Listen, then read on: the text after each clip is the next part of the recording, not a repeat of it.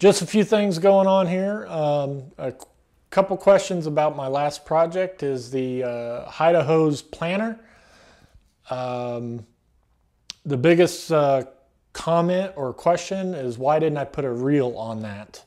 And there's two reasons. A, I didn't want to, and B, I don't need to. I use that hose like twice a year, if that. I don't think I used it at all last year, quite honestly. And it's in the front yard. It was just splawed out across the gravel or the mulch, and it just looked like crap. So I just needed a way to hide the hose, and that was the perfect design for me. So that's why I chose that. Hardly ever use that hose. The hose that I use in the backyard, I use quite often. So I might build another one with the reel in it and put that in the backyard. So I haven't decided if I want one back there, because I use that other hose quite often, and I don't want to mess with the reel or shove it into the box. So that's why I didn't do the reel in that box. Other than that, I got finish on it. You can see that here. I'll put a picture up here. And again, I used the teak oil and spar urethane mix, and I just love that finish. And again, Izzy Swan, thank you for that video a couple years ago, and it works great. Just mental note, if you do use that finish, let the finish dry for about 72 hours. It stays tacky for a long time, but it will eventually dry and become a real strong, durable finish. But let it dry before you put it outside, and you won't have a problem with it. The project before that, or one of the projects before that, is the karaoke machine. I really loved that project. It turned out great. That hickory I used on there was really nice. It was a really nice piece of wood that I got off the pallet, and it came out just great. Loved every bit of that project from start to finish. And I always wanted to do that for several years anyway. And I finally got around to doing that. And the wife and kids been using it a few times, and now that they're out there singing on it in the house, I'm kind of regretting the project. The CNC cut wrenches, still available on my website.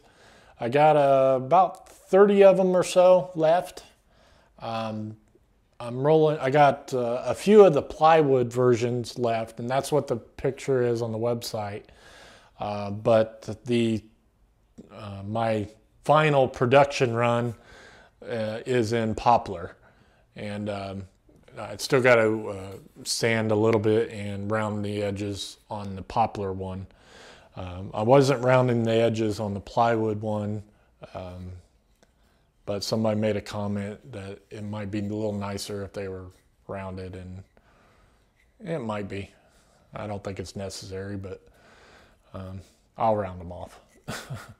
Anyway, I got the next batch that I got is made out of poplar, and it works the exact same, and it's the exact same design, size, shape, and everything. So once these are gone, they're gone. I'm not doing any more of them, mostly because the X-Carve is going away. I decided to get rid of the X-Carve and go with a different piece of equipment, and you'll find more about that in a couple weeks when I actually get that piece of equipment. So I'm actually doing a little bit of trading the X-Carve for something else. Something I'll probably use a lot more than the X-Carve. I love the X-Carve, especially now that it's set up correctly and working correctly and working really good. Not to say that I won't ever have a CNC machine in my shop. I probably will, but it'll probably be a smaller one. I don't think I've ever used the full capacity of this machine. I just don't need a big machine. So enough about that. The only other thing I got going on is I will be in Atlanta on Saturday the 2nd. I will be at that woodworking show all day, and if you see me there, stop me, ask me for some stickers, and we can chat for a few. Looking forward to that, and also looking forward to the dinner that they're going to have, or the meetup, I guess you can call it, on Saturday night at Dave & Buster's. So that should be a whole lot of fun. It was a lot of fun at WIA, and I can't wait to go this year.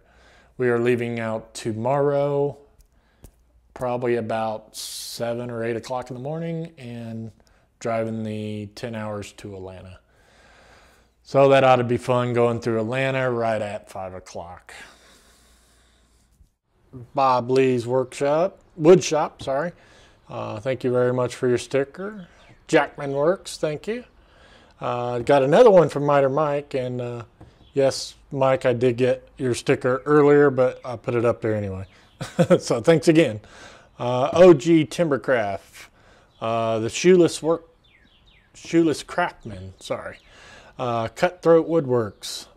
This one I got for my birthday. This was made by my niece, so thank you. I got Matt Cremona's new one, and the Fromona. Awesome Wood Things. I just ordered some new stickers from Sticker Guy, and I got a new sticker there. Got a sticker from Instructables. Sticker from Summer Woodworking. Thank you, Brian. TPE, thank you. Think I said this one before, but I'll do it again. Mike Kaposki, I believe that's how you say it. Rob's Woodshop, Geeksmithing, Honda Made. I don't know what that is. Oh, that was from the woodworking show in Indianapolis. It was from a little vendor there. JP Woodworks, Black Widow Woodworks, and Robert Arnold, thank you. And I've had 3 visitors to my shop in the last month or so. Just a couple quick thank yous. Kenneth and Dale. They swung by my shop. They're both from Texas, actually. Dale stopped by today, and Kenneth stopped by, I don't know, maybe a month ago.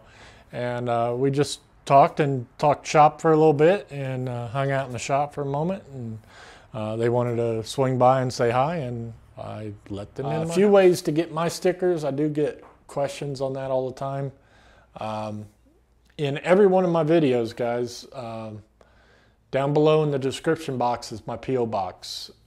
If you want to send me a sticker, when I receive those, I'll ship you off one, as long as I can read the return address. I appreciate the self-stamp envelopes, but it's not necessary. I'll send you one. If you send me one, I'll send you one. You can be at Atlanta on Saturday. You can get a sticker from me there. And of course, you can go to my website and buy a sticker if you just want to support me. I'm not asking for much, just $1 and cover an envelope and a stamp, basically. Also on the website, you can buy the rigid wrench, and that helps me out a lot because there's not a lot of material cost in that, and not a whole lot of labor, a little bit of labor, but not a whole lot of labor, but that helps me, put some money back into the shop. So I definitely appreciate that. In case you was wondering, I do get asked if I have a Patreon page, and yes, I do, and all the links are down below. All my social media links, any contact information that you ever need is on all my videos down below. Twitter, Facebook, email, address, Patreon, everything. It's all down there. You might have to scroll down, but it's there, I promise. I do get asked that a lot. How do I get a hold of you? It's like, I'm the easiest guy to get a hold of. But that's about it. Anyway, I'm done rambling. I've done this 3 times now, and I'm done. So I'll see you on my next project video. And if you ever heard 2 females squealing while they're trying to sing, it's painful. So I guess I brought that on myself. Don't tell them. For the most part, everybody liked it.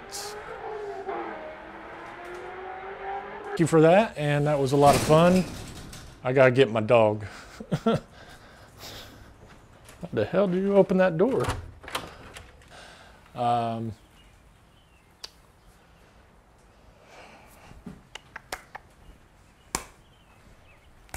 it.